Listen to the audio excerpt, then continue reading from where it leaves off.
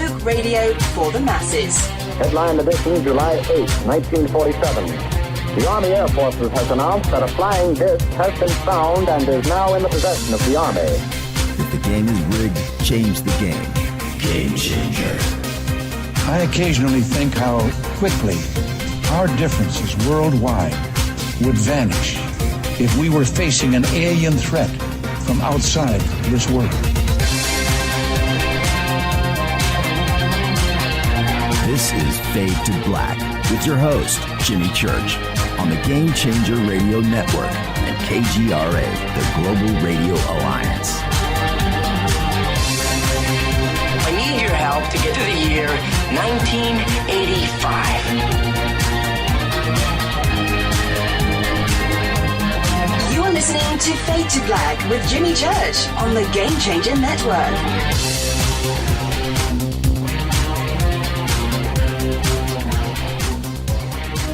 Good evening.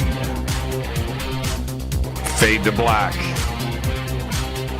Bespoke radio for the masses. Yeah. How you doing? How you doing? Today's Tuesday, November 12th, 2019. 316 days into the new year. Just 50 days left.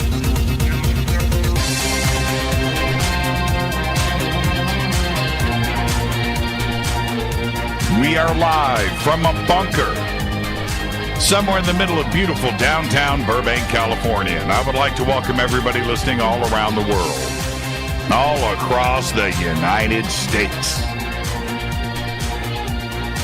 Hither and thither, to and fro, back and forth, up and down, east and west, north and south, far and near. This is Fade to Black for KJCR, the Game Changer Network, and KGRA, the Planet. I am your host, Jimmy Church. All right, what is cracking, everybody? How you doing? Tonight, very special guest, Jeffrey Mishlove, joins us for the very first time. Tonight is a full night of new thinking. Get ready for that. I've been looking forward to this for a very long time. Tomorrow night, Ed Nightingale is back. And we're going to be talking about Leonardo da Vinci and the Giza template. That'll be tomorrow night. And then Thursday is another Fader night with open lines all night long. All right, so that's our week. We are good. Follow me on Twitter at JChurchRadio. That's what you want to do. You want to start off at JChurch Radio. Hashtag F2B is the sandbox. Hashtag F2BQ is Fade to Black questions. Okay, you can email throughout the show, Jimmy at jimmychurchradio.com. Come and hang out in the sandbox, so it's going to be great tonight. All right, welcome back. Fade to Black. I'm your host, Jimmy Church. You can follow me on Twitter at JChurchRadio. Join the conversation in the sandbox over at hashtag F2B. Simple enough to do. Tomorrow night, Ed Nightingale is back with us to talk about Leonardo da Vinci and the Giza template.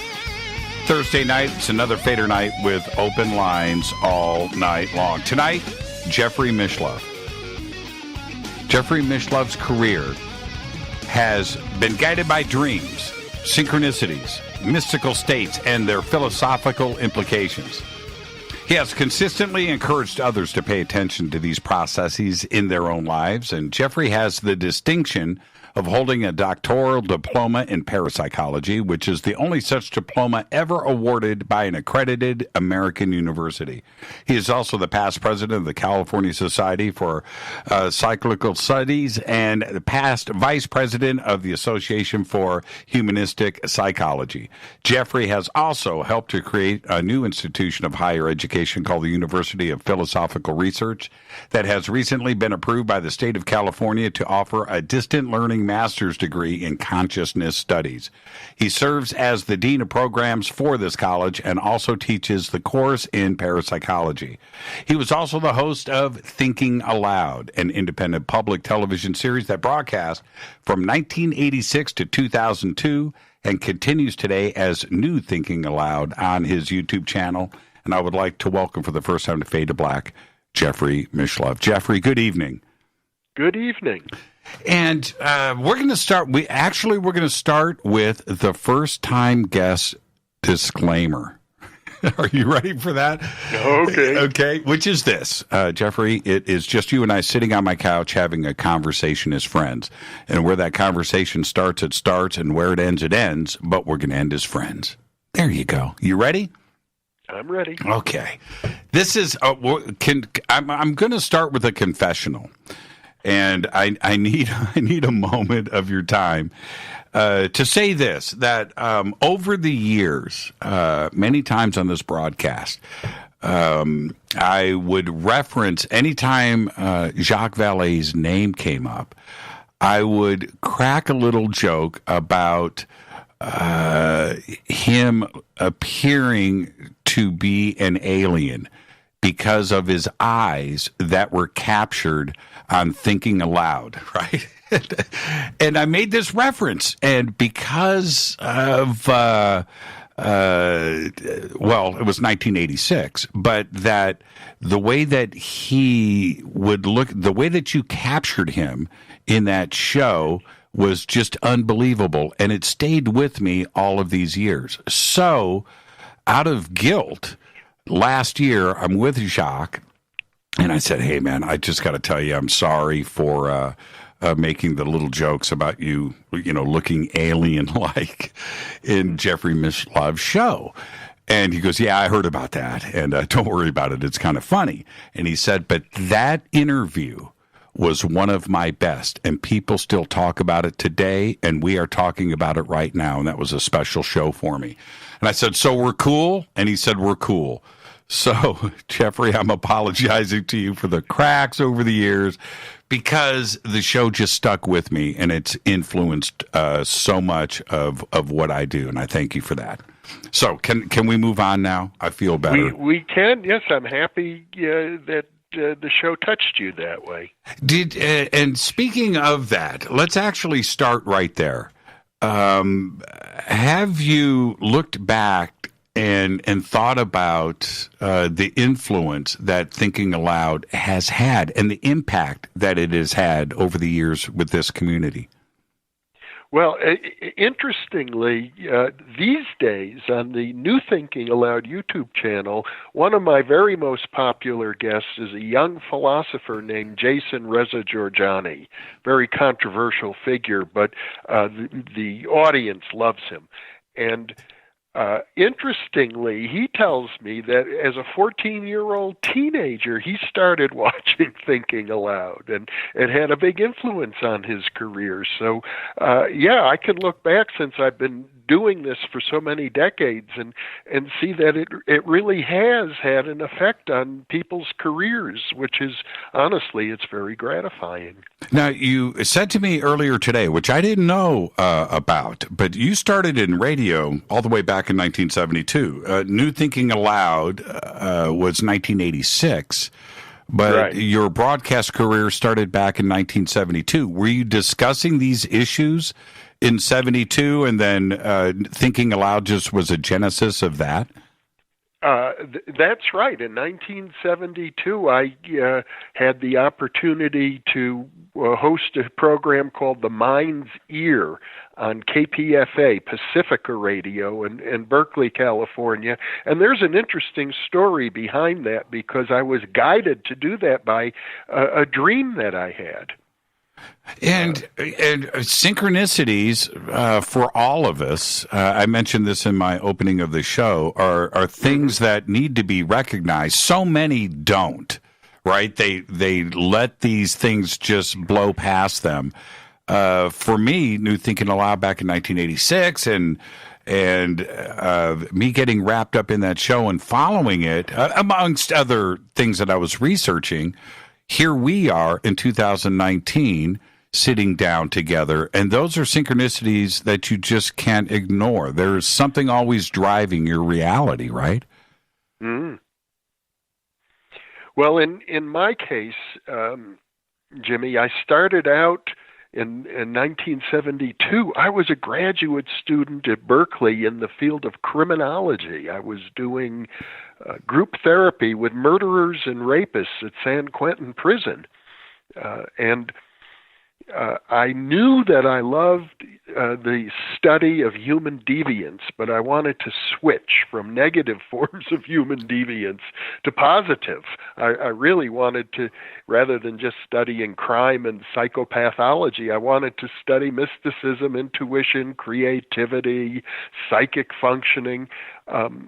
And I agonized over that for months and months. I had no idea how I was going to do it because at that time at the University of California, they didn't have any programs of that sort. Were you aware of what was going on over at SRI at that time? I became aware around that time, yes, because I actually, back in 72, shortly after I started on KPFA, I sponsored a large public event on the Berkeley campus with Uri Geller.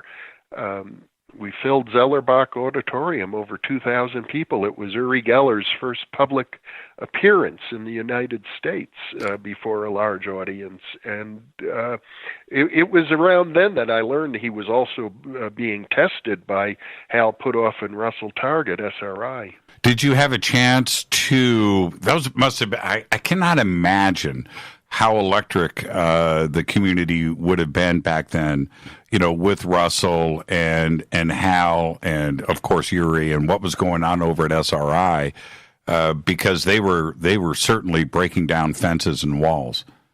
It was a very exciting time, and you know, you mentioned Jacques Vallée. He, of course, was part of that whole scene. Back then in a very interesting way, because he was one of the developers, software developers of what was then called the ARPANET.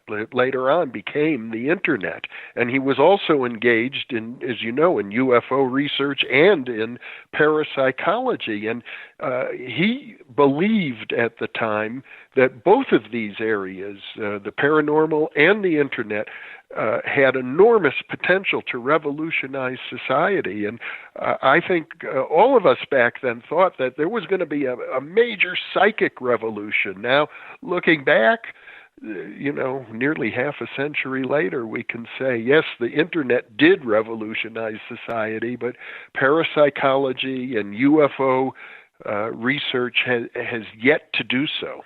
And it's kind of strange to me. I would love to hear your opinion on this, where certain things have flip-flopped versus, like you just mentioned, parapsychology and what was the future of it back in 1972. Today is considered more pseudo and fringe as opposed to the way it was perceived back then. And today, UFOs and quantum mechanics and entanglement, these are accepted norms today, where back then that was fringe and pseudo. It's kind of weird, isn't it, how things have flip-flopped over the last 40 years? Yeah, there's all sorts of social up and downs that occur. I think actually the potential for parapsychology to revolutionize society is still there. It's just going to be a slower process. And, you know, also I should point out that there was a milestone that occurred about a year ago when the American Psychological Association, which has always been skeptical of parapsychology and even hostile, published a major article in their flagship journal, the American Psychologist, of a survey of about 1,400 parapsychology experiments that had, if you combine them together, overwhelming statistical support for the existence of telepathy and psychokinesis. So that it'll take a while for that sort of data to seep into public awareness, but the psychologists can no longer be such scoffers as they used to be, since their leading journal has now acknowledged the existence of this phenomena. Did you have a gift? Did you have something that you were pursuing personally through this research? Well, I suppose back then in the early 1970s, when I had just started school at Berkeley, I had a series of precognitive dreams and or other forms of psychic dreams. In one of them, a great uncle appeared to me in a dream, and I woke up. I was singing and crying at the same time, which has only happened to me that one time. It was because my great uncle Harry, had touched me so deeply in some way in that dream. And I wrote home and said, "How's Uncle Harry?" Had a dream about him, and my mother called me immediately and said, "How did you know Uncle Harry just died?" I began asking my professors at Berkeley, what did they have to say about such a thing? And I quickly learned they had none of them had anything intelligent to say about it whatsoever. And I think it was then that I resolved that this was very important. It's one of the most powerful experiences of my life. And if I was going to understand it, I would have to become my own expert. And so that's an interesting thing, because you are a teacher, you're a professional academic, and you look at Orthodox academia, where if you're going to pursue this, now you have to fight the system. Does that force you into becoming a rebel, or at some points do you have to conform? Well, I did my best to conform. In fact, I had a mentor while I was in graduate school, Arthur M. Young, who invented the Bell helicopter and founded the Institute for the Study of Consciousness at Berkeley, and invited me to live with him. And after I got my doctoral degree, I came to visit him. I was so proud, and I talked to him, and he was an astrologer, and he pulled out his ephemeris and began looking at the dates and the planets, and he asked me, he said, "Well, how long did it take you to get this degree?" And I said, "Well, since I started working on it, it was 7 years." He says, "Well, it'll take you another 7 years to undo all the damage the university has done to you." Your interviews with him, let's talk about this for a second. You have a developed style,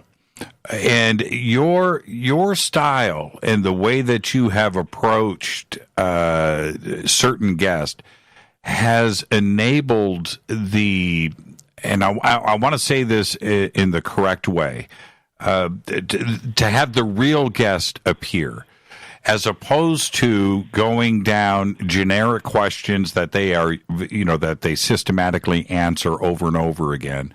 You have developed this conversational approach to getting to the real guests, like their personalities. What you did with Terence McKenna, that's probably his greatest conversation he's ever had, including how many times did you interview Arthur Young? Oh, maybe as many as a dozen. Yeah, right. And your ability to do that, was that something that you were consciously doing, the conversational style? Well, I noticed that you work the very same way, Jimmy. You don't work from prepared questions. Everything is sort of spontaneous and in the moment. And I think it just works well. I've never used prepared questions. And I'll tell you, when I was a teenager, I worked as a bellhop at a resort in Wisconsin, where I lived at Elkhart Lake, Wisconsin. And I noticed at the time there was another bellhop there who was really popular. Everybody loved this guy, especially the women. And so I started watching what he was doing, and I noticed that he was a very good listener. He listened carefully to people, and he asked them lots of questions. And I realized people love that, and I think that was sort of the beginning for me. It is one of the things that I really feel, because of the way that I've reacted to it. It's what engages the audience. They want to feel like they are part of the conversation, as opposed to something generic that they're going to maybe have already heard before and will hear again. And I think that's the way to always to try to approach it. Mm. The let's back up again. Before, what was the idea? Take me back to 85, 86. The idea for thinking aloud. How did that come about?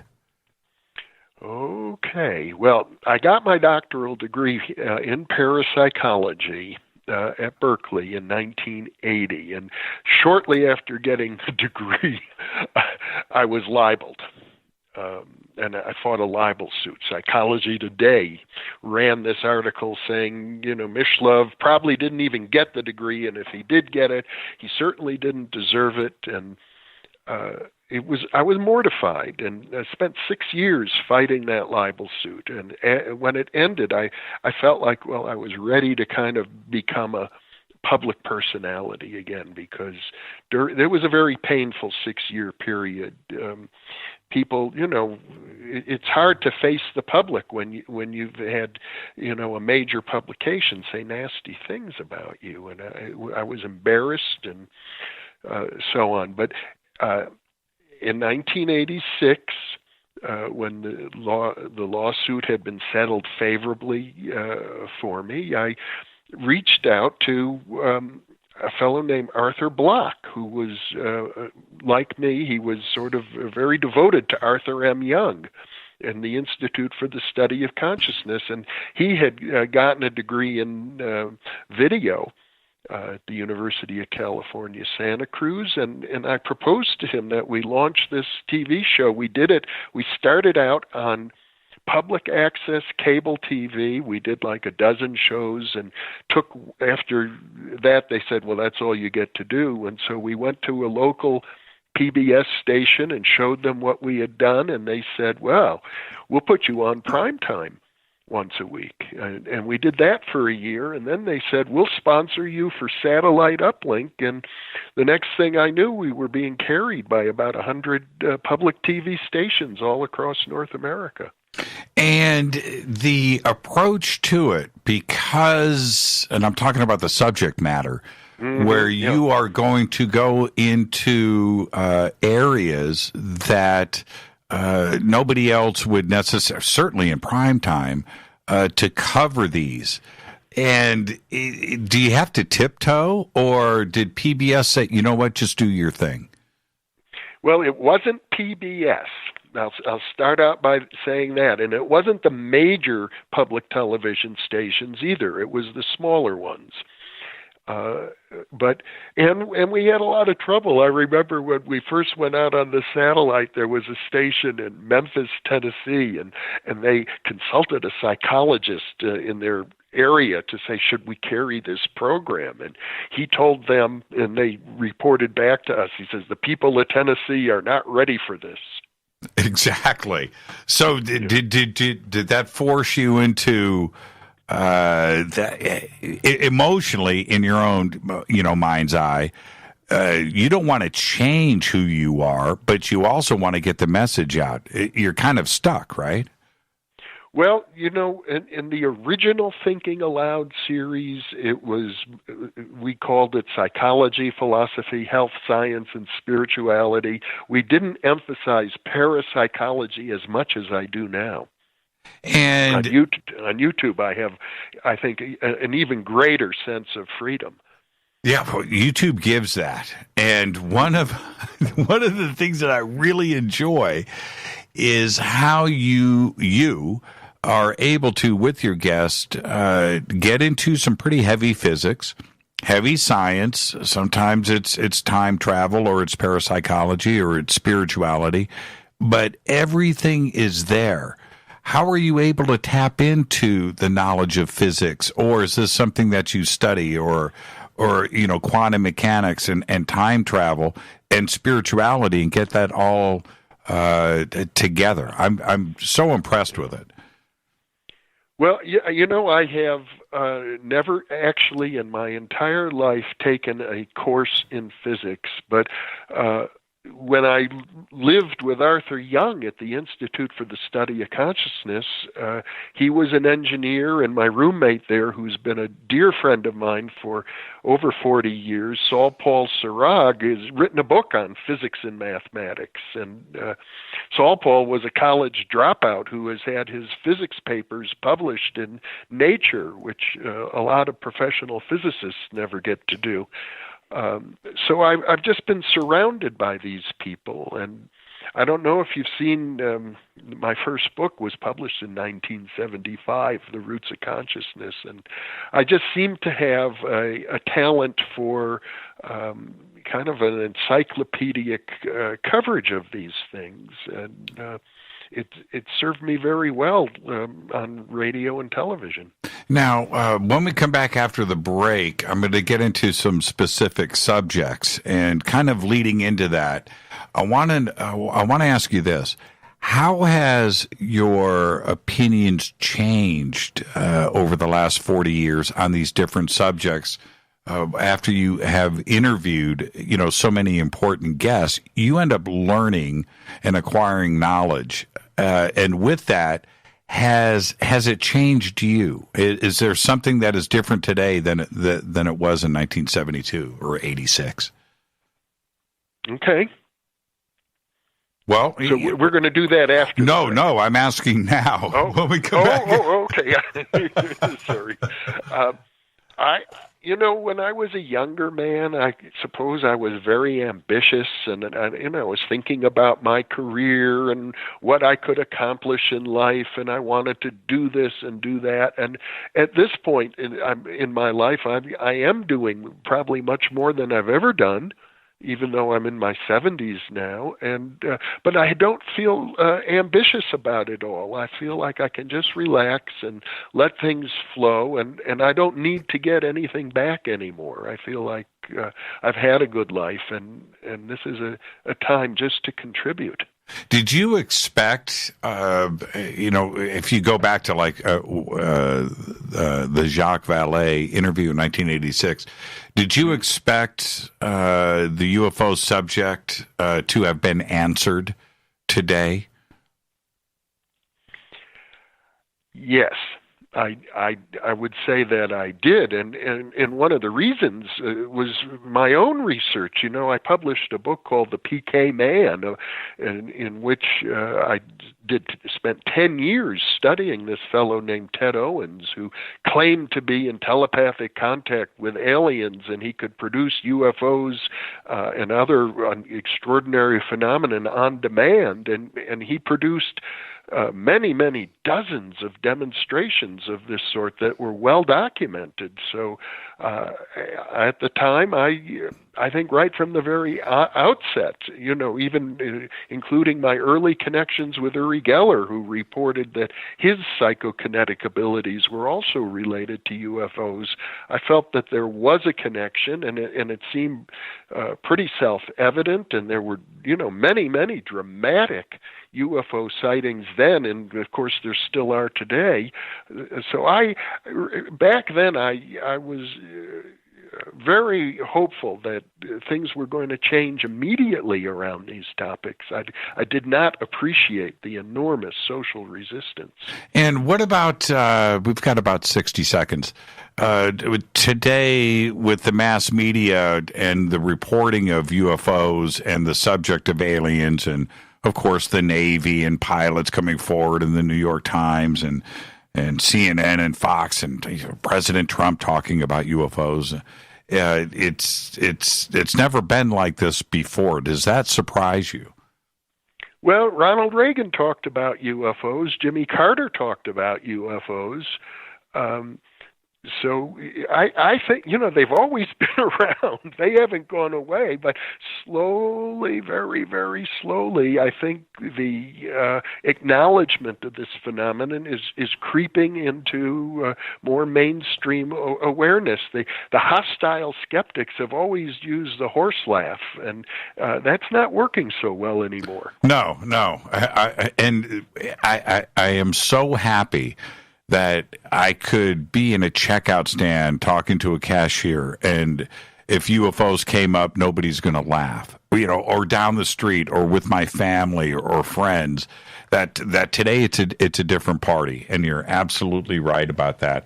Let's take our break right here. This is Fade to Black. I am your host, Jimmy Church. Our guest tonight, Jeffrey Mishlove on the Game Changer Network and KGRA The Planet. You can follow me on Twitter at JChurchRadio. Email is jimmy@jimmychurchradio.com. Jeffrey's website is right there at ours, thinkingalloud.com. You can go and click on those links. We'll be right back after this short break. Stay with us.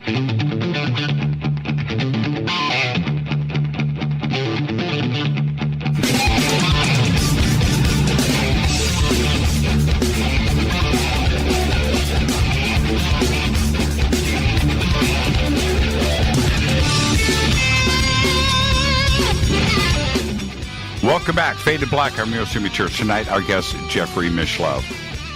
Head over to thinkingalloud.com and his YouTube channel, New Thinking Aloud. Great clips, and of course, all of his new shows are right there. And what I wanted to do, Jeffrey, we're all in a pursuit of knowledge, and you've been doing this for a very long time.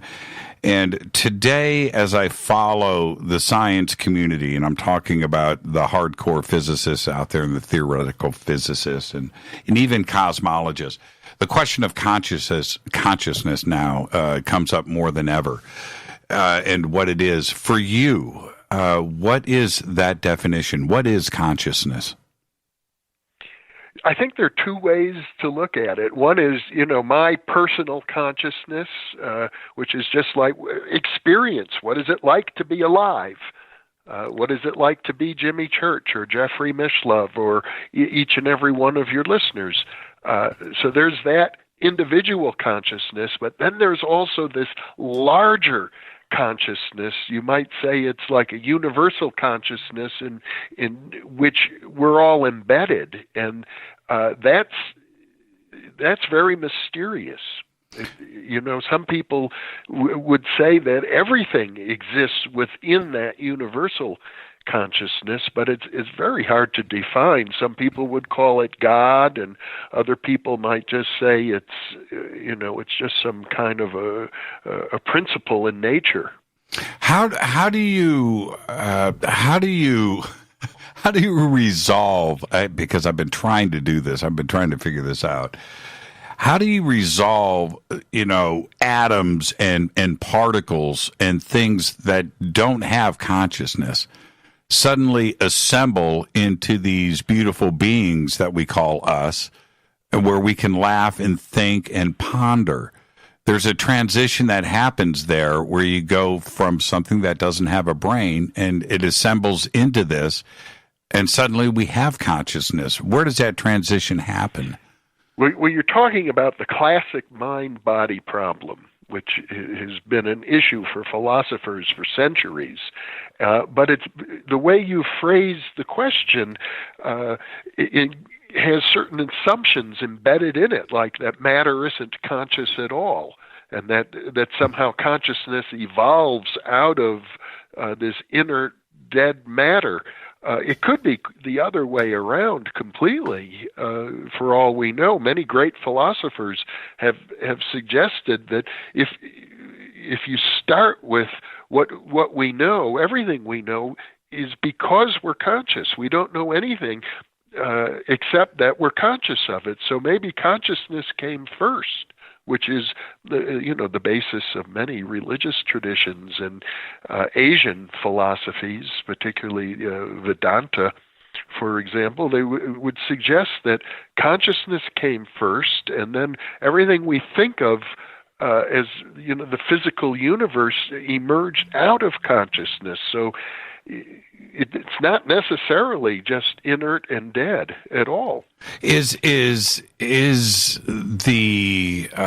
universe full of consciousness? And I mean it like this: when we look at the numbers of people that have lived and died in the history of this planet, and it's an astronomically large number. There's 7 billion people on this planet today. So there's extra consciousness out there somewhere that hasn't reincarnated back into another body, if you want to look at it that way, right?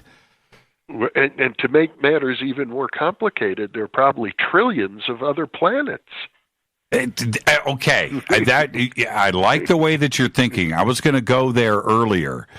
That must be very exciting for you to see this development happen in science, where not very long ago, just go back to 1995, there was the first exoplanet was discovered, and we were wondering how many planets could there be out there. Where today the discussion is in the trillions in our own Milky Way. And that does change the big picture, doesn't it? Yeah. I mean, the universe is very likely full of, there could be billions and billions of galaxies, and each galaxy has billions and billions of stars, and each star may have many planets. It seems normal now that stars do have planets around them, and so surely there's conscious life throughout the universe. But whether it's correct to say that a consciousness exists in the universe or the universe exists within consciousness, I don't think that question has been resolved at all. There are very intelligent thinkers, philosophers on all sides of this issue. Brian Greene, who I just think is a brilliant physicist, but not only that, in his work in string theory, but he contemplates these subjects and he approaches them. He's a great orator. He's able to get those complex math equations into something that we understand, and he can explain it. And he says that one of the things that he spends his time on thinking about is just this, where this transition happens and what came first, and that he needs to get this answered. And it's where science and our community are starting to overlap these days. I think that's where it's going. And, you know, many of the great founders of quantum physics, people like Max Planck and Erwin Schrödinger, felt that consciousness was fundamental, that you can't get underneath consciousness. Reality doesn't start with atoms and molecules or quarks. It starts with consciousness. And when we start to dive into this, certainly with ESP and telekinesis and parapsychology, are we now starting to get into the realm of entanglement, and that's where these foundations are when it comes to the power of the mind? Mm-hmm.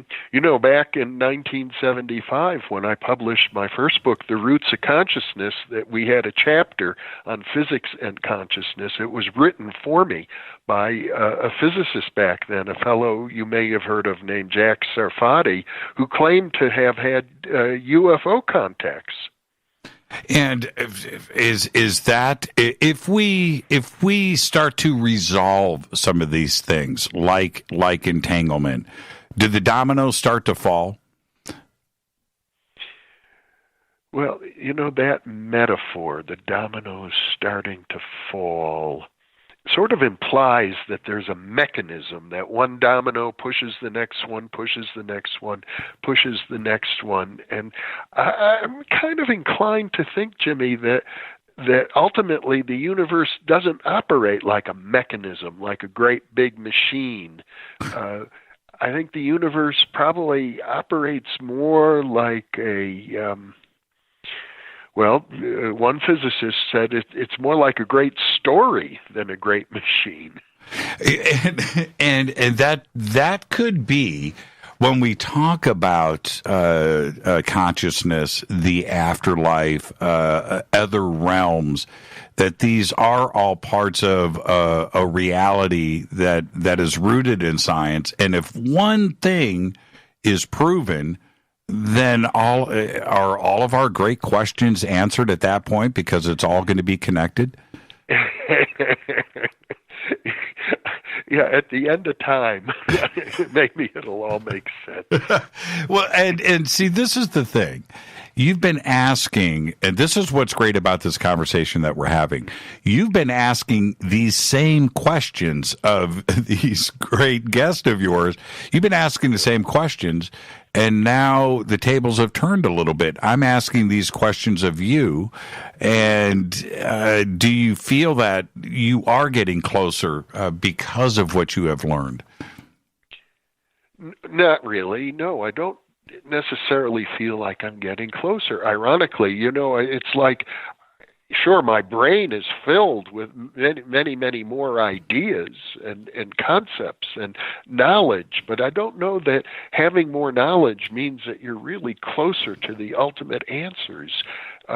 It's almost like, for me, Jimmy, it's part of a conversation that we're having, and maybe 10,000 years from now, I'll run into you again, and we'll pick up the same conversation where we leave off, and find out that we've always been wrong. Right? But the conversation itself is the message. The converse. I want to talk about Terence McKenna for a second. Okay.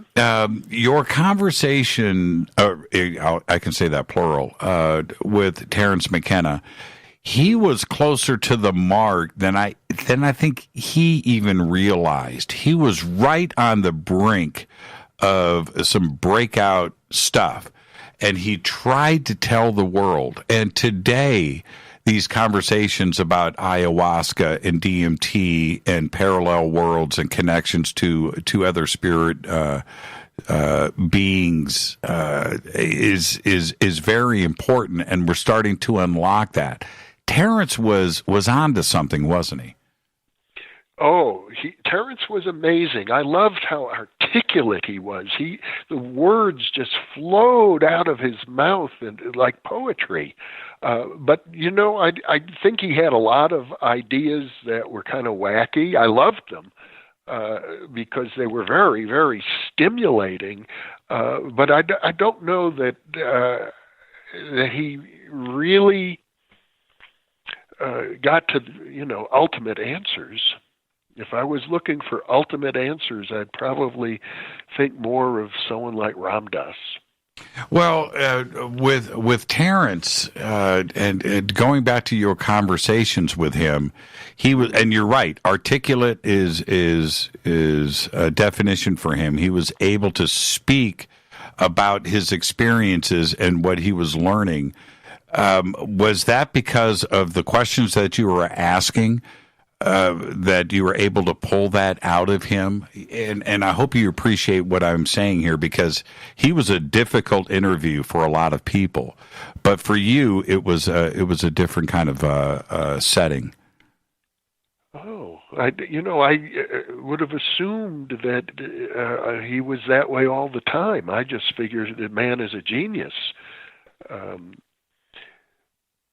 But I have to admit, I haven't probably listened to other interviews. Right. Well, and the reason why I think it's so important is that on this show, I've done probably close to 2,000 interviews at this point, right? A lot of shows have accumulated, and there's an ebb and flow with researchers, and you can see where trends are going. And ayahuasca has been brought up on this show so many times. And the fascinating part about it is the similarities that I have from guest to guest and what they are experiencing. And they don't know each other, right? They haven't listened to past interviews. There's a consistency to the phenomenon that is there. And I do believe that they are tapping. I haven't done it, by the way. Okay, so I haven't done it, but there is a reality to this parallel world that Terence was referencing back then, and I think science should investigate what is happening here, because I think that reality is a real one. Well, I remember the very first time I used a psychedelic drug, and I saw all these wonderful visual images, and when you're having that experience, there's no doubt they're real because you're there experiencing it. And whether you want to call it a hallucination or a psychotic mimic or an alternative reality, it's a real experience. And I would agree with you. It's very important to get to the essence of what's going on.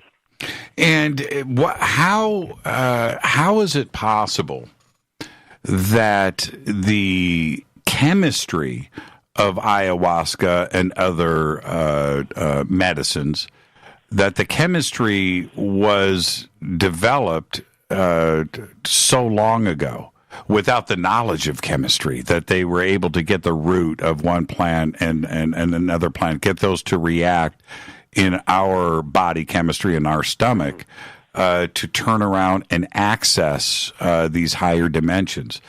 Did that information come from another consciousness and was given to them to get this magical combination? I still don't understand how that happened probably over 1,000 years ago. Well, if you talk to shamans, they basically are pretty consistent in saying that the plant talks to them. They listen to the plants, and the plants tell them what to do. Well, what came first? It's the chicken or the egg, right? Yeah. And the other part of this, when shamans are talking to some, they're getting their information, however you want to look at it, but they are getting it from somewhere. And the questions of entanglement for me come into play, and consciousness outside in the electric universe, that this is something that has been going on forever. It has been. And when you use the term entanglement, to me, what entanglement really means is very fundamental. It means, everybody goes through life with the idea that there's an inside of me and an outside. And, there's an internal consciousness, and then there's the world out there. And what entanglement is saying is that that's an artificial distinction. How so? Because everything is interconnected. The inside and the outside are all part of one single system. When you refer it in that way, I immediately go to a large number of people that make contact and have communication with off-world beings, and they're getting that information coming through. Is that what is happening? Well, it might be. I'm certainly open to that possibility. The work I did with Ted Owens seemed very dramatic. He said he was in touch with invisible space aliens. He called them the space intelligences. And he would say they gave him the ability to produce phenomena that he could produce regularly with good reliability, roughly 2/3 of the time.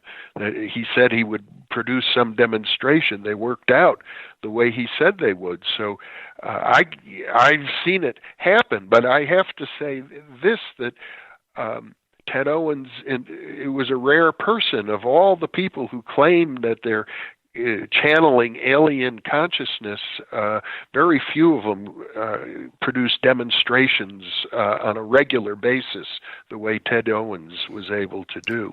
And so there's always the risk that people also have. Everybody has, I think, a creative mind, and probably most people, at least at their unconscious level, are capable of writing science fiction stories. So a lot of what people call alien communications could well be a fantasy or a product of their own inner creativity.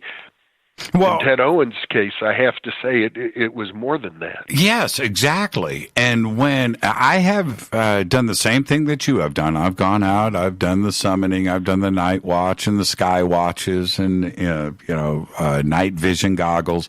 I've seen some pretty amazing things that I can't explain. And when we witness that, is it manifesting? Or do you think that this is something much more physical? And I know that you and Jacques Vallée had a pretty deep conversation about this too, as well. But is it physical, or is it something else more interdimensional, including your own experiences? I think it's much more than physical. I think if we look at physical science today, even cutting-edge physical science, such as Brian Greene, who you spoke of earlier, I don't think they go quite far enough. I think Jacques Vallée has a deeper vision of these things. I mean, what we call physical may be just the tiniest portion of reality itself. Let me give you an example. When Ted Owens said he would produce a UFO, you didn't need night goggles necessarily in the sky to see them. He would, on one occasion, he told me, I'm going to produce a UFO, and it's going to be seen by hundreds of people. It'll be photographed, and a photograph of it will be published in the front page of one of your local newspapers in the San Francisco Bay Area. And that happened 3 days later. And what do you do with that, you personally? I mean, what do you do with that? It was very difficult because I was a graduate student at the time, and I reported it to my professors. And one of them, a very prominent parapsychologist, immediately resigned from my doctoral committee when he heard that this had occurred. And did he resign because the phenomenon was real, or that he didn't want to be associated with it? I suspect it was the second. Yeah. That's the battle that we fight. Right there. That's the battle that we fight. Going back to Jacques Vallée for a second, you and Jacques had a conversation about things in 1986 that I thought was pretty groundbreaking at the time, but it was also a solid vision of the future. Here we are in 2019, and those things that Jacques was talking about were very solid. Do you think that Jacques knows more than he is actually revealing? Well, I'm sure he knows a lot. Jacques is a very, very smart man, a very deep thinker about things. And he's also a wise person. In fact, he's been a venture capitalist. He understands business and he understands society very well. So it's quite possible that he, like Carl Jung or like many other thinkers, realizes that people are only capable of absorbing so much, and it does no good to try and give people information that they're not ready to receive. What do we do? I want to stay on the subject, if you don't mind. I'm looking at the clock.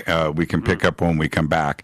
But when you have so many witnesses and experiencers and abductees, by which the numbers are probably in the millions, sharing these experiences of abduction and contact, is this part of reality, or is this something else going on in mass consciousness where they're sharing these experiences? Oh, that's an interesting thought. It seems to me that what we're really encountering in a way is ourselves, because, as I say, the inside and the outside are not separate from each other. And we have a lot to learn about the depths of who we are. Ultimately. Yeah. And everybody can't be crazy, right? It can't be that. Well, let's hope not. It can't be some crazy psychosis. But there's got to be something else to the phenomenon. There has to be an explanation. I'm sure there is an explanation, and I'm sure it's not psychosis, but I think ultimately it's more about let me see if I can put this into the right language for you. It's not an explanation that we are necessarily going to put into words and language, even mathematics and the language of science. It's more that when we understand what's really going on, we will become larger beings, and that will be the answer. And how close? How close are we? I said this last week on the air. I said I think we're like seniors in high school that are about to graduate. That's where we are in our maturity. We haven't gone past that yet. My mentor, Arthur Young, developed a wonderful cosmology. He wrote about it in a book called not The Roots of Consciousness. That's my book. His book was The Reflexive Universe. And he had a periodic table of everything. And he would say that modern human beings, such as ourselves, stand in relationship to the potential of what we can be roughly parallel to where a clam would be in relationship to the entire animal kingdom. Let's take a break right here. When we come back, I want to talk some more about Arthur Young, absolutely fascinating individual on every measure. And let's do that. Let's take our break right here. This is Fade to Black. I'm your host, Jimmy Church. Our guest tonight, Jeffrey Mishlove. This is Fade to Black on the Game Changer Network and KGRA, The Planet. Stay with us.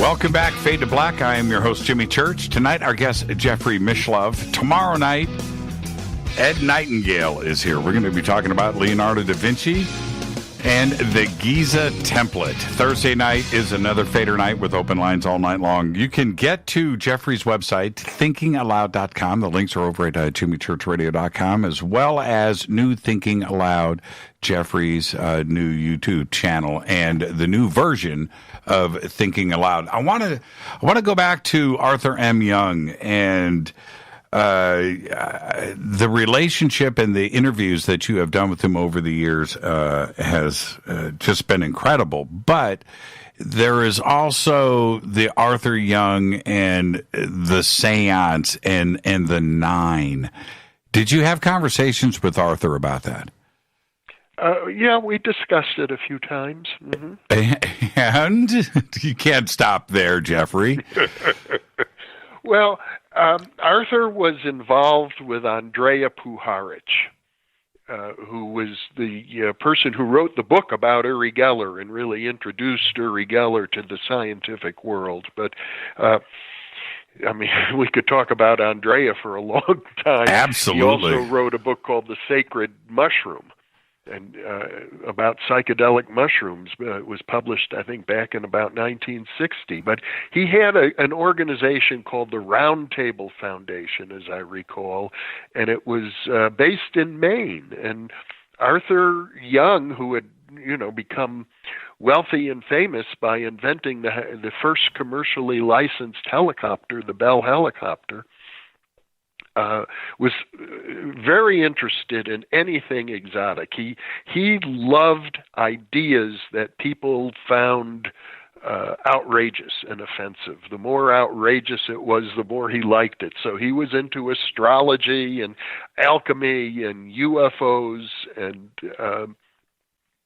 these things, and he helped finance all kinds of exotic forms of research. So he was part of the sessions that were held at the Round Table Foundation, which often involved a communication with entities that refer to themselves as the Nine. And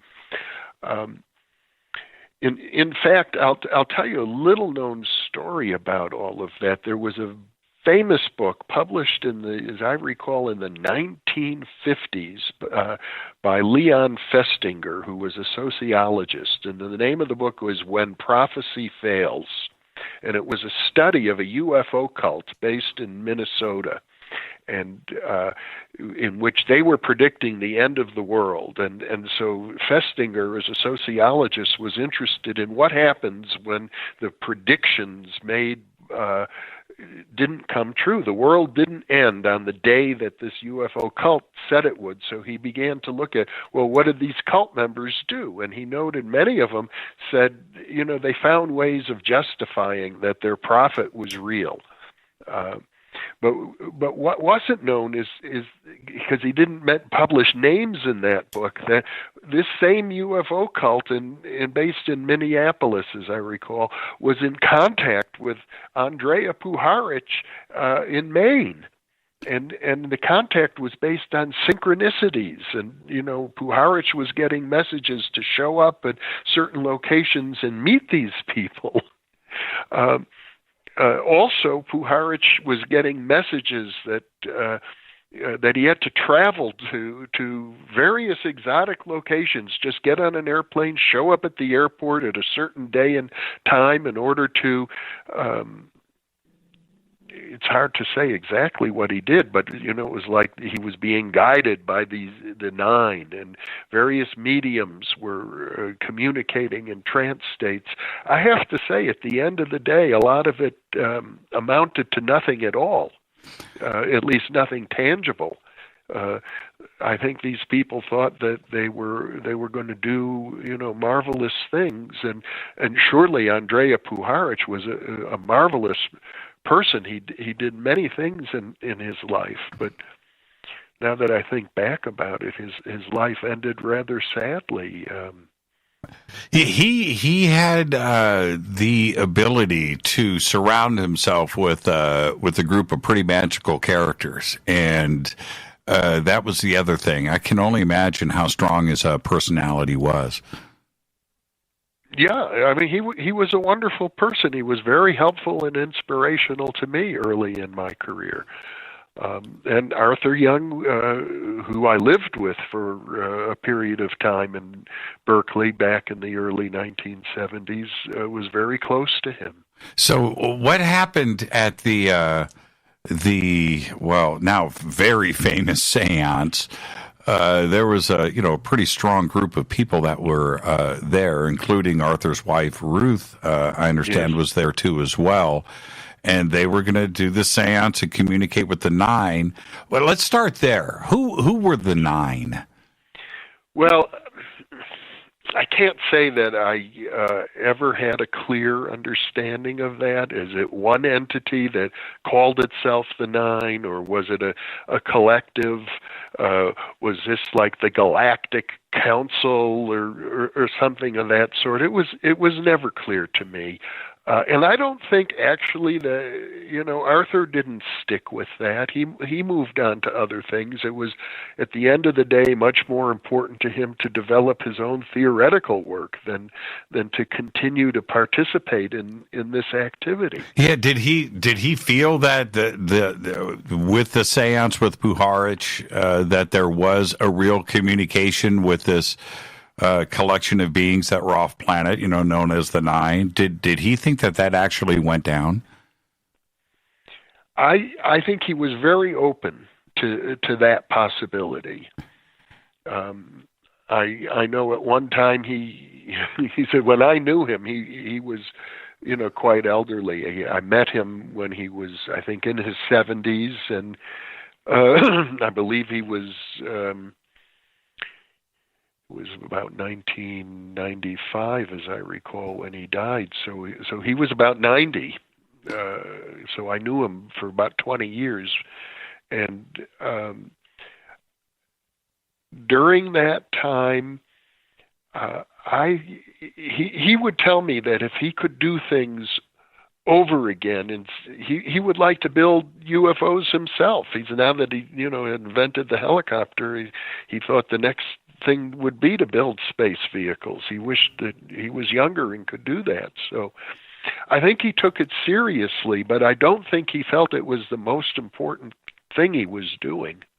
Well, and speaking about construction of UFOs, going back to Hal Puthoff and SRI, Hal is in the news lately, right? Where he's got these metamaterials, the claims about where they came from and what they may or may not do are pretty sensational. But now the U.S. Army is involved, and the possibility that they may be not only off planet, but these materials may be used here, and there's something to take advantage of. What do you think was going on? What do you think is actually going on? I honestly don't know. I haven't kept up with that. I have heard the same rumors that you're describing, but I don't have any hardcore information about that. I'm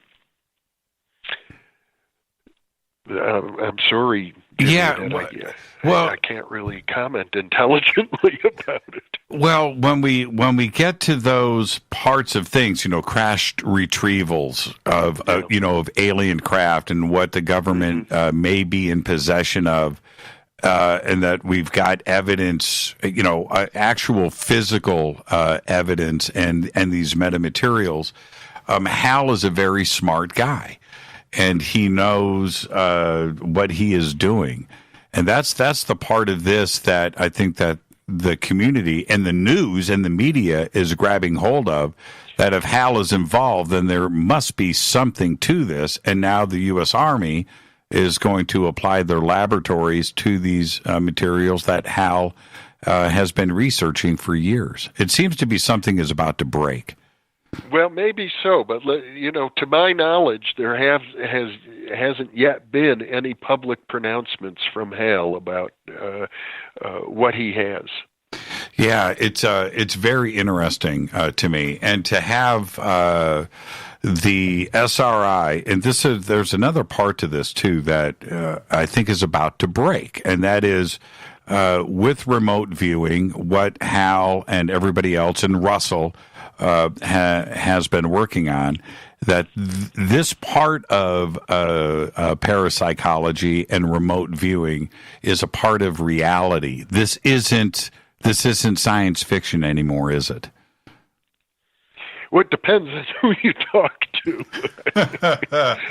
There are still people out there who think it's all bunk. And in fact, they'll tell you that the mainstream scientific community has yet to accept any of it. However, you and I both know that there have been dozens, if not hundreds, of reports by credible witnesses. And I was first exposed to the idea of physical materials back in the 1970s. One of my professors at the time, James Harder, was the research director for an organization called the Aerial Phenomenon Research Organization, or APRO, which back in those days was the leading UFO research organization. I'm sorry, I sneezed. I had to hit my cough button. Yeah.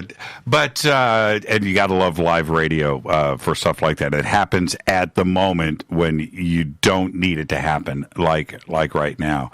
But we are moving forward in this direction, though.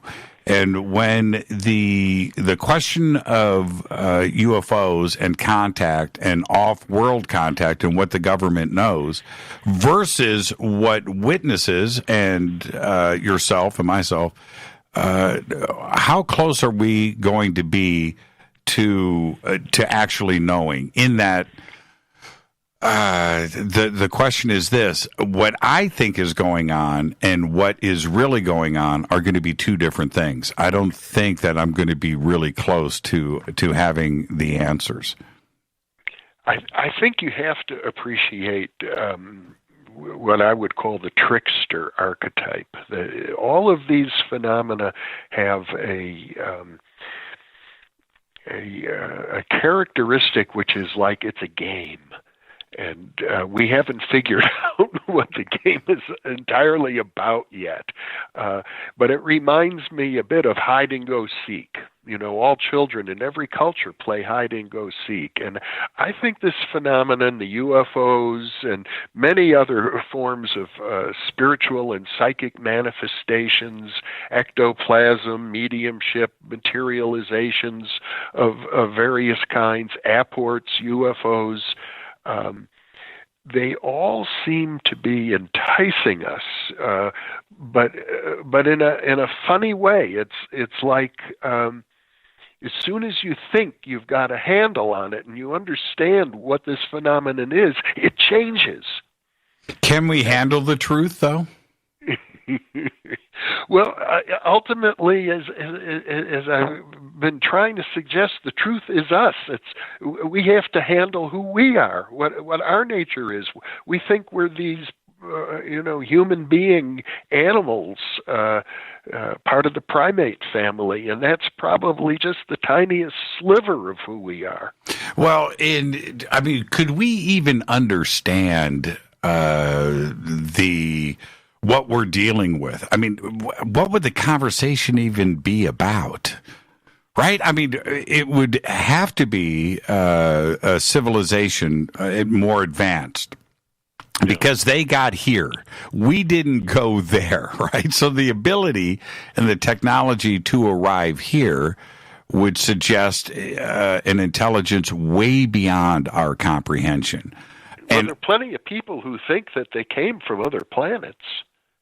I'd be willing to bet you that a high percentage of your listeners sincerely believe that they have had past lives on other planets. And, okay, let's go there. Have you? No, I don't have any such memories myself. Although it's tantalizing, and I think about it, I wonder. I don't really have very strong past life memories of, every now and then I get a kind of maybe a momentary flash of something, but not enough to really hang on to. Yeah, my fear with past life and past life regressions is I'm just going to be some guy rolling in the mud begging for change during the Renaissance. Well, if you look at human history, there's a high probability that that's the case. And when let's stay right here with regression therapy and with hypnosis, is that something that we can depend on? No, certainly not. I wouldn't depend on it at all because, amongst other things, the hypnotist has the ability, even telepathically, to implant ideas, and so there's enormous potential for contamination, and that a person under hypnosis will want to come up with something that's going to please the hypnotist. Have you been regressed? Many times, and I've also done regressions many times. I think it's, from a therapeutic point of view, it can be very valuable. I think emotionally, the kind of scenarios that come up in hypnotic regression are true in the sense that they represent emotional truths for each person, but I would not necessarily take them literally, although I do think that on occasion there's evidence that a literal interpretation is the appropriate one.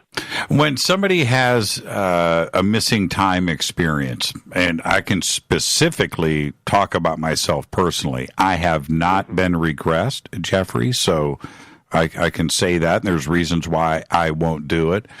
But when somebody has an abduction experience or a missing time experience, and they go back and have this information revealed, and they revealed it, are we getting into a danger zone there, or would you have the ability to go back into a gap in somebody's memory and retrieve what actually happened? Well, I think it's possible to do that, but I don't think we can ever be certain that when somebody comes up with a particular memory that it's a valid memory and not something. Well, I'm sure you've heard of what people call false memories. So we just don't know for sure, unless there's, what parapsychologists are always looking for is independent confirmation. The experiences that I have had, I've had quite a few therapists suggest to me to go back and find out what happened. And my answer is, quite honestly, I don't want to know. Let's just leave that alone. I don't need to know, and I'm okay with myself right now. But there's also something suggesting to me that if I went to different therapists, that I would get different answers, right? That quite possibly the truth, the actuality, is not what is going to be found out. It's going to be with the therapist. There's good reason to think that that's the case. One of my old friends, Dr. Edith Fiore, was doing conventional behavior therapy using hypnosis. And then she began discovering, that some of her patients had past life memories, and those memories were often very significant in terms of their cure of various conditions, particularly phobias. Then she got involved in the idea of possession by deceased beings, and all of a sudden all of her patients began having possession experiences. And then she got involved in the idea of alien entities from other planets, and once again all of her patients began producing those symptoms. And what was her conclusion? That it was her? I mean, that's what I'm hearing. She was caught up in it. She wrote popular books. Each time she went through one of these phases, and the books sold well. Unfortunately, at one point, the state of California took her license away because of complaints. But I don't know that she reached a conclusion. She took through each phase that she went through, she took the statements made by her patients under hypnosis at face value. And I think it's a terrible mistake to do that. I think people who practice hypnosis are often unaware of the extraordinary influence that they have over the people who are being hypnotized by them. It's a very powerful tool, and it's you have a tremendous amount of power. And when you acknowledge the possibility of telepathic contact and communication, so even if the hypnotist is being really careful not to verbally let on, what their hypothesis is, where they think things are going, a patient will pick up on it anyway. And with that part of it, and I'm talking about alien contact. There are a lot of I know a lot of them personally that are very, very careful, that they feel that the only way to professionally look at this is not to suggest anything. And they want to have a witness there. There's somebody else in the room. They're going to videotape. There's no leading anything going on. But there are others out there that don't do it that way. And is it something that is ultimately damaging the people that are emotionally reaching out for these answers, right? And in the end, it's going to be worse than before the session even happened. Well, and as I point out, there's no way you can prevent potential telepathic suggestions.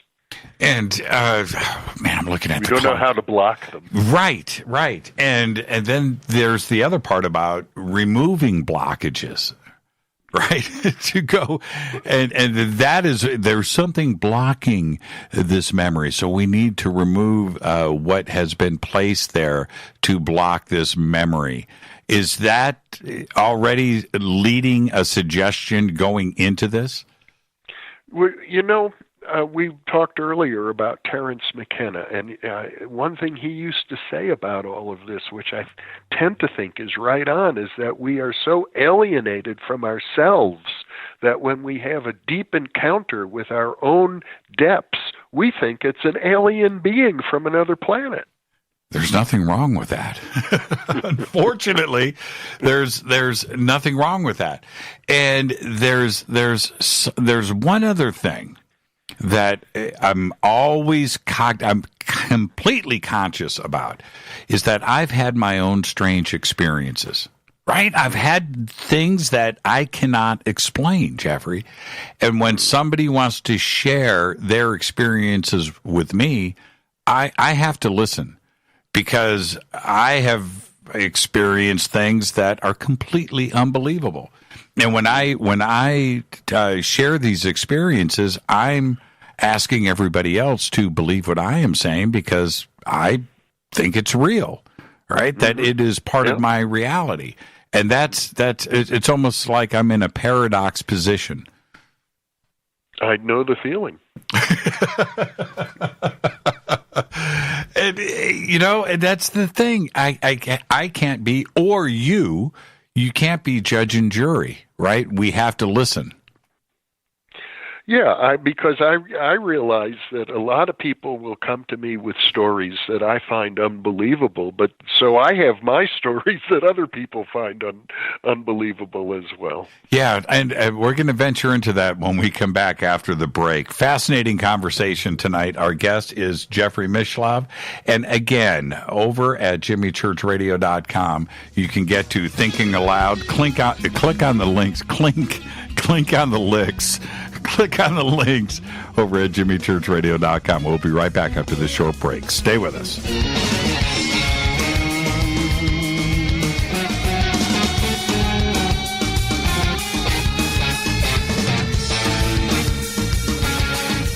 Welcome back. Fade to Black. I'm your host, Jimmy Church. Our guest tonight, Jeffrey Mishlove. What a great conversation tonight.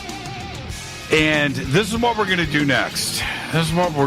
Jeffrey. I've got a bunch of questions that have been sent in from the audience, and I want to try to get some of these in.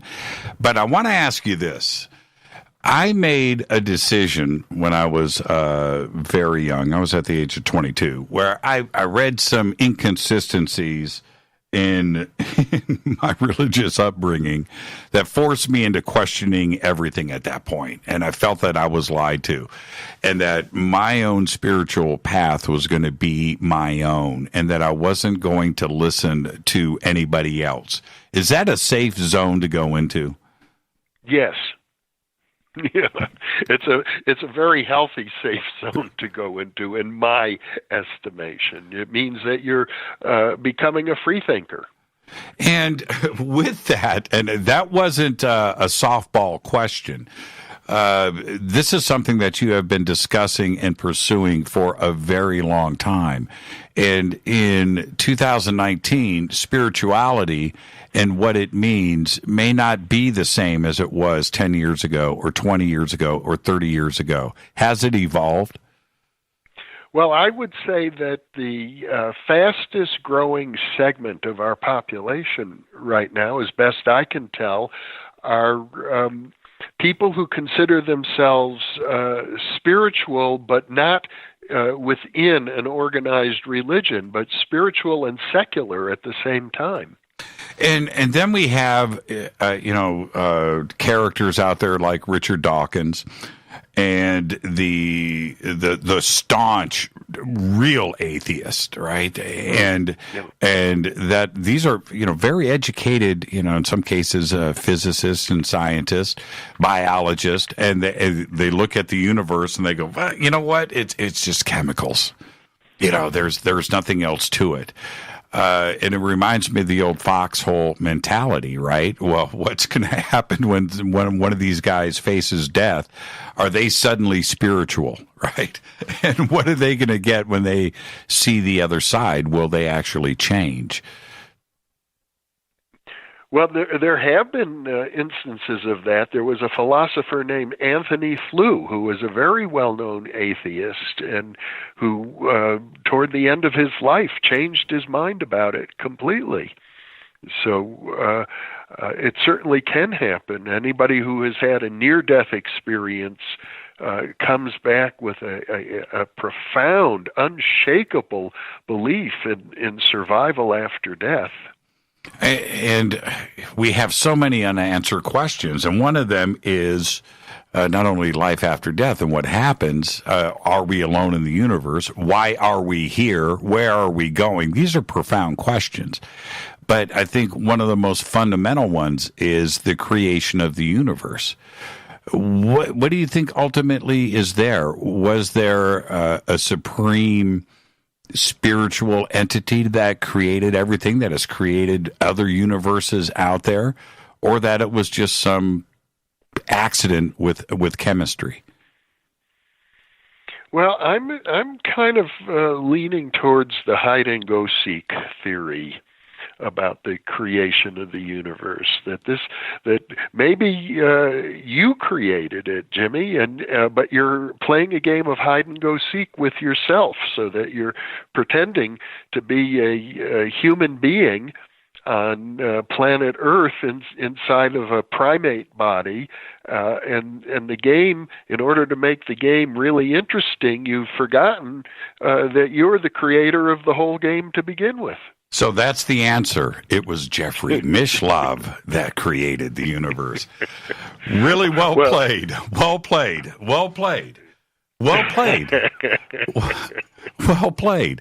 And I want to get to some of these questions really quick, and then I'm actually going to morph this into time travel. We're going to get to that before I let you go tonight. But this question comes in from Wendy, and she says, I would love to know which guests have most affected Jeffrey personally, and in what way?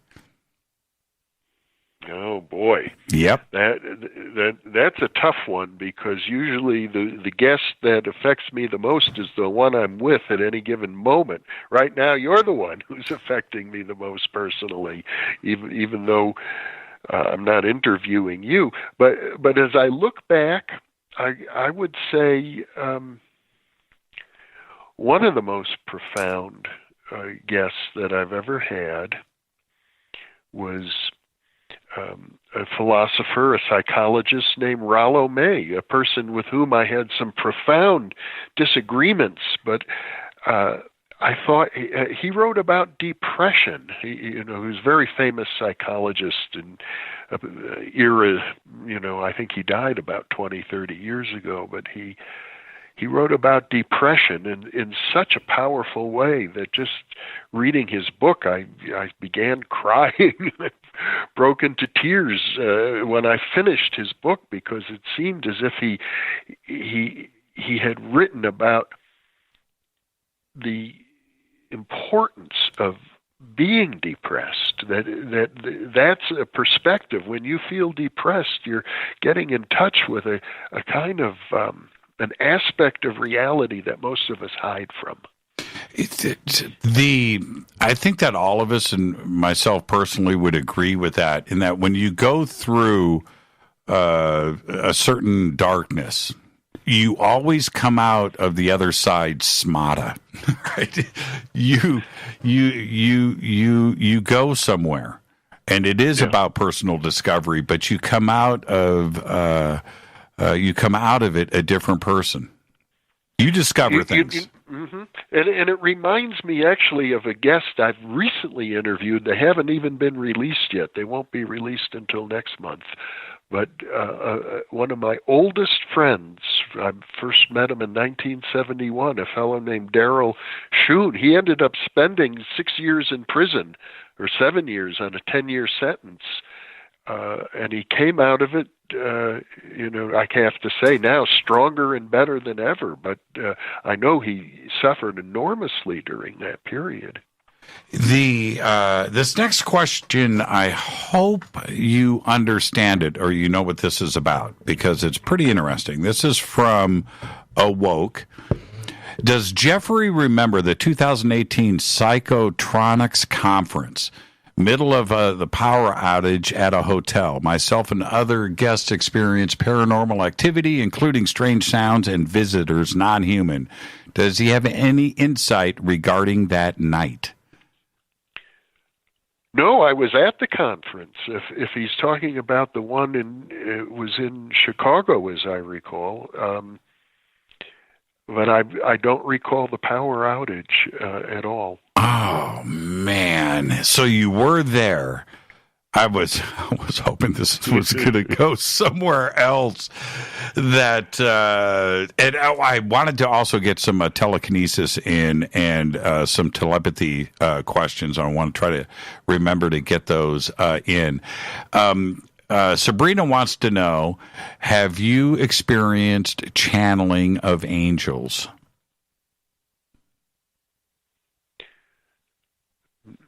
No. There's like 3 or 4 questions from different listeners right now that have all brought up channeling. Have you channeled, and do you think that this is real? I have never channeled myself. However, I have a very close friend who's a famous channel, Kevin Ryerson, who was featured in Shirley MacLaine's famous TV series Out on a Limb. And in her book, he was one of the big inspirations behind the major transformation that Shirley MacLaine went through. And Kevin has been a dear friend of mine for decades. I've traveled with him to Egypt. I've traveled with him to Peru. The man is absolutely amazing. Now, as a parapsychologist, I don't know whether the entities that come through him when he's channeling are real autonomous entities, figures from previous eras, as they purport to be. But I can say that regardless, the information that comes through and the impact that it has on people is very, very profound. So I would say that channeling is definitely a phenomenon that deserves to be taken seriously. Yeah, what did you make of Jane Roberts and Seth Speaks?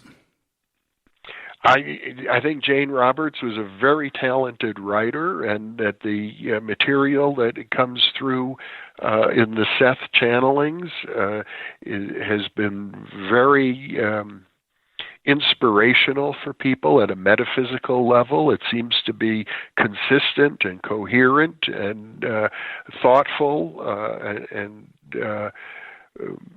it inspires me to think more deeply about these things. But whether Seth is a real entity or just a figment of Jane Roberts' mind, I have no idea. And some quick questions before I do want to get to telekinesis and time travel. But what about astronomy, astronomers, and looking to the stars for answers? I love astronomy. I have a telescope. I spend as much time as I can outdoors at night looking up into the sky with telescope, binoculars, naked eye. Ever since I've been a child, I've been fascinated by astronomy. I think it's a wonderful science. One of the things that fascinates me the most with astronomy today is that we've all, like you just said, right? We've all looked to the stars since we were kids. You just walk outside at night, you look up. That's what we all do. But that every single star now, every single one in the night sky that you can see has a planet. That's pretty nuts, isn't it? I mean, isn't that just mind-blowing? I imagine there might be some stars that don't have planets, but it is mind-blowing when you think about the vastness of the universe, and I think about that a lot, because it seems to me that in some ways the human body with its trillions of cells is like a whole universe. And that I sometimes think that if I were God, aware of all the planets simultaneously, what would that be like? Would it be the same as being human and being aware of all the cells in your body at one time? Some of your new shows in the new version of Thinking Aloud, which is called New Thinking Aloud, you've dipped your toes into time travel. And is this because you're fascinated with it, or do you believe that time travel is a reality? Well, I certainly know that precognition is a reality. The scientific data that parapsychologists have accumulated about our ability to know events in the future is very strong, and I've experienced it myself and witnessed it on numerous occasions.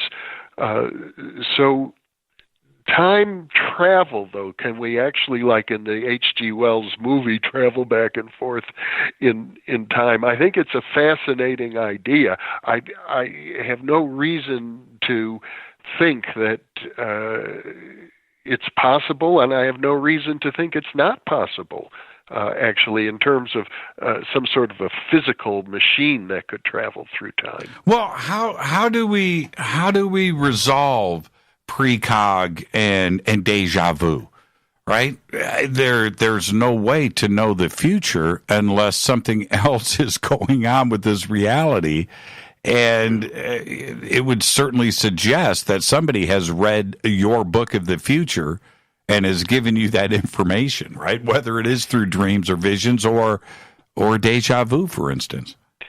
Yeah, parapsychologists have different theories. Some people talk about information traveling backwards through time, retrocausation, which is a hot topic now in physics. Others talk about what they call the block universe, which is an idea that actually comes out of Einstein, that actually all time exists already, past, present, and future, but we don't see it because we're like traveling down the river of time. But if we were up in the air, we'd see the whole river, so to speak. And that's another way of thinking about time. Other people suggest that time doesn't exist at all, that it's secondary, that all that really exists is matter and energy and consciousness, and the movement of matter creates the illusion of time, but where there's only the present moment, really.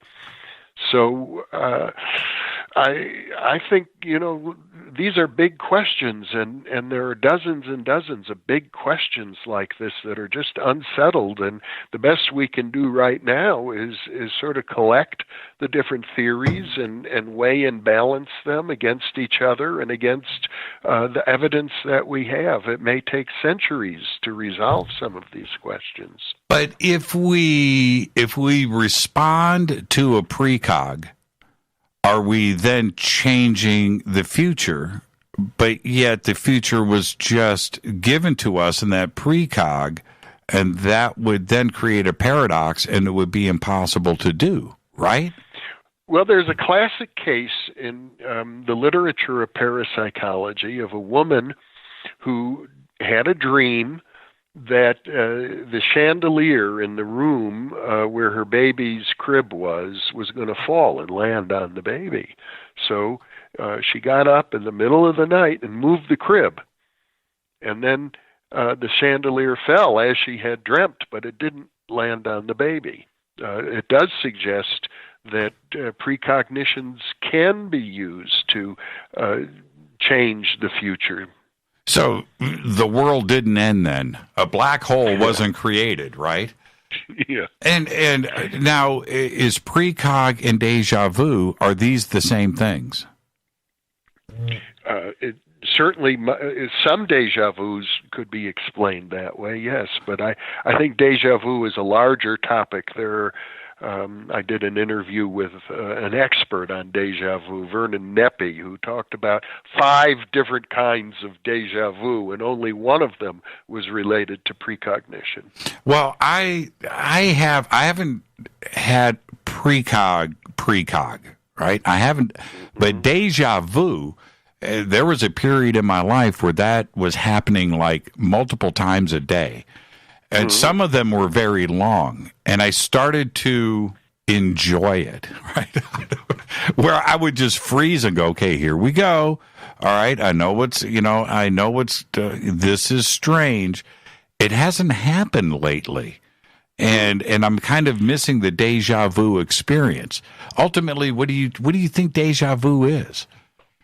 Well, as I said, there could be 5 different kinds of deja vu. I remember when I was in graduate school, there was a professor of psychology who said that what's really going on is there's a certain loop in your brain that occurs. So when you think you've experienced an event before that you're living through now, it's because you did experience it like a moment before, and it's circulating in your brain to make you have that feeling of deja vu. So that would be one potential explanation. Another explanation is that it's something that reminds you of a dream. Other people would say, no, it's a past life that you're getting in touch with. And then, as you point out, there's the question of precognition. I had a strong experience of that on one occasion. I was visiting a place I'd never been before, on the island of Kos, off the coast of Turkey. And it's a Greek island, but it's off the coast of Turkey. There's an ancient temple there called an Asclepion, a sleep temple, a healing temple, where Hippocrates got his training. And when I was there, I knew instantly that I had been there, that there was a trail, a path that went up into the hills behind the temple, and so I walked back there and found the path just as I knew it was going to be. So I have to think that past lives could certainly account for things like that. That because it was, we're talking about another country, right? It's in the Mediterranean. Place I had never been before. Right. This is not something that skeptics would say that it was just an experience that you had in the past and you're relating that to that. But we're talking about foreign soil here, and that kind of removes that argument, I would think. Well, skeptics will stick to their guns anyway, but yeah. Yeah, I mean, I don't have any specific memories of that location, although I did have a hypnotic regression on now that I think about it. Let's get to telekinesis really quick, and I like Dean Radin's explanation or possibility or his theory about what is going on there. We have so many different examples of it. Some of it, I think, is like sleight of hand or parlor tricks. But then there's the other part of it that there is something going on at the atomic level and that there is real change happening. Is telekinesis something that we need to take serious? Yeah, I have published a book about it, The PK Man. I mentioned Ted Owens, who I studied for 10 years. He called himself the PK Man, PK for psychokinesis, which is just another word for telekinesis. He felt that it's just as easy for a person who has this ability to influence large-scale events like hurricanes, tornadoes, heat spells, ending droughts, massive power blackouts and the like, and athletic events, as it is to what has been demonstrated now in the laboratory to influence tiny systems, even microscopic systems. at times. And for you, if you were to have to present some evidence, and you were going to push that evidence across the table as the best laboratory proof of telekinesis and a reality, what would that be?